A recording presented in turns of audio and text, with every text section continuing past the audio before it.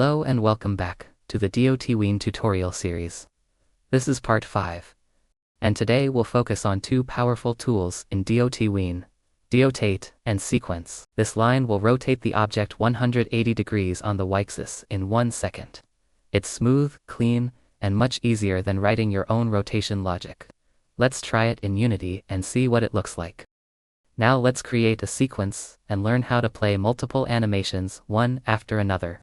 Normally, if you write multiple tweens one after the other, they'll all start at the same time, but with a sequence, we can control the exact order and timing of each animation. Now we can add animations to the sequence using Append. This means they'll play one after another, in order. Let's try rotating our object, then scaling it right after. Now we can add animations to the sequence using Append. This means they'll play one after another, in order. Let's try rotating our object to the right first, and then rotate it upward on the x-axis. So first, the object turns to the right.